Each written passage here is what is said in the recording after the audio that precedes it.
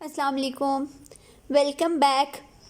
Today we are going to discuss the second lecture of chapter 27, that is evolution of nutrition. यानी nutrition की इब्तिदा कहाँ से हुई, जो पहले ऑर्गेनिज्म थे वो क्या खाते थे, उनके जो फीडिंग पार्ट्स थे वो कैसे थे। तो हम आज ये देखेंगे सारा कुछ। सबसे पहले आपको पता होना चाहिए कि जो न्यूट्रिएंट्स हैं वो क्यों ज़रूरी होते हैं। न्यूट्रिएंट्स इसलिए ज़रूरी होते हैं क्योंकि ये हमें नेसेसरी जो चीज़ें होती हैं हमारी ग्रोथ के लिए, मेंटेनेंस के लिए और एनर्जी प्रोडक्शन के लिए, यानी हमें ग्रो करने के लिए, जैसे जैसे हमारे जो डेवलपमेंट होती है, ग्रोथ होती है, उसके लिए हमें न्यूट्रिएंट्स चाहिए होते हैं। इसके साथ साथ जितनी भी मेटाबॉलिक एक्टिविटीज़ हो रही होती हैं हमारी बॉडी में, मेंटेनेंस की एक्टिविटीज़ हैं, रिपेयरिंग की एक्टिविटीज़ हैं, जितनी भी हो रही होती हैं, उन सब के लिए हमें क्या चाहिए, न्यूट्रिएंट्स चाहिए। ठीक है। इसके अलावा एनर्जी प्रोडक्शन के लिए भी हमें न्यूट्रिएंट्स चाहिए होते हैं।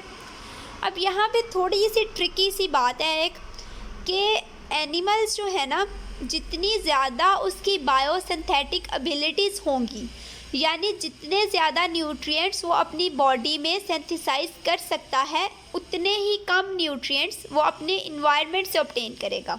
ठीक है। यानी बायोसिंथेटिक एबिलिटीज़ इन्वर्सली प्रोपोर्शनल होती हैं न्यूट्रिशनल रिक्वायरमेंट से। यानी एक सपोज़ करें ना, एक एनिमल्स को अगर चाहिए, एक एनिमल है हमारे पास, उसको चाहिए 10 न्यूट्रिएंट्स, उनमें से 9 जो है वो अपने बॉडी में वो सिंथेसाइज कर लेता है, तो वो इन्वायरमेंट से कितने न्यूट्रिएंट्स ऑब्टेन करेगा, सिर्फ 1। यानी जितनी ज़्यादा बायोसिंथेटिक एबिलिटी है उसकी, उतने वो कम न्यूट्रिएंट जो है वो अपने इन्वायरमेंट से लेगा। इसके बरक्स अगर देखें, एक एनिमल है उसको चाहिए 18 चाहिए। ठीक है। अब देखें 8 जो है वो अपनी बॉडी में वो सिंथेसाइज कर रहा है, लेकिन रिमेनिंग जो है 10 वो इन्वायरमेंट से ले रहा है। अब जितनी उसकी कम बायोसिंथेटिक एबिलिटीज़ हैं, उतने ज़्यादा न्यूट्रिएंट्स वो इन्वायरमेंट से लेगा। अब हम देखते हैं एनिमल्स फूड लेने के लिहाज से कितनी तरह के होते हैं। ऑटोट्रॉफ्स।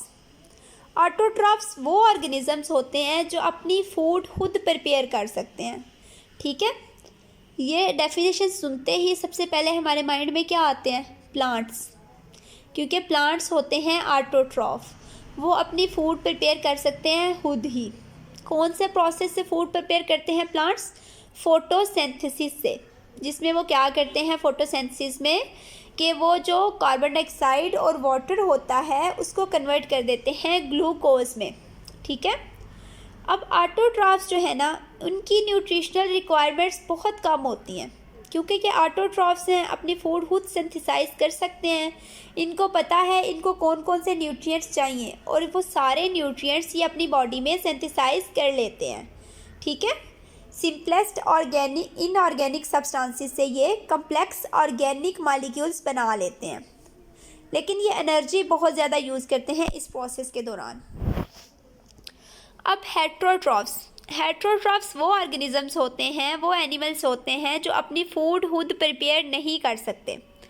इसमें हमारे पास एनिमल्स इंक्लूड हैं, सारे फंजाई आ जाते हैं इसमें, और बैक्टीरिया आ जाते हैं जो अपनी फूड खुद सिंथेसाइज नहीं कर सकते। ऑल्दो कुछ बैक्टीरिया फोटोसिंथेटिक भी होते हैं, ठीक है, वो अपनी फूड खुद प्रिपेयर कर सकते हैं।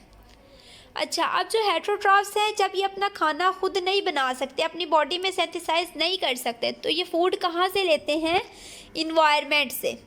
तो इनकी बायोसिंथेटिक एबिलिटीज़ जो हैं वो कम हुई, और न्यूट्रिशन रिक्वायरमेंट जो हैं वो ज़्यादा होती हैं। अब हर्बीवोर्स कौन से एनिमल्स होते हैं।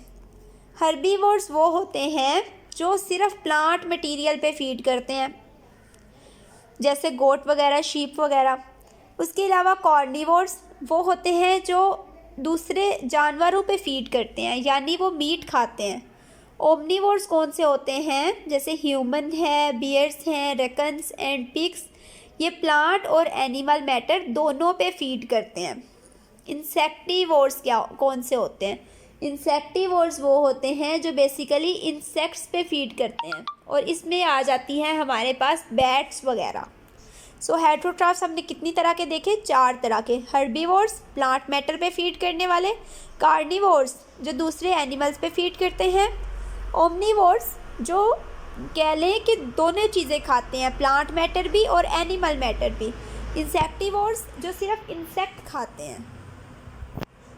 अब हमने देखना है एवोल्यूशन ऑफ न्यूट्रिशन। अब देखिए बायोसिंथेटिक एबिलिटीज़ आपको पता चला कम होती गई। ऑटोट्रॉफ्स की हमने बात की, उनकी हाई बायोसिंथेटिक एबिलिटीज़ थी, ठीक है, वो बहुत कम न्यूट्रिएंट्स अपने इन्वायरमेंट से लेते हैं। जबकि हमने एनिमल्स, फंजाई और बैक्टीरिया की बात की तो उनकी बायोसिंथेटिक एबिलिटीज़ बहुत कम है।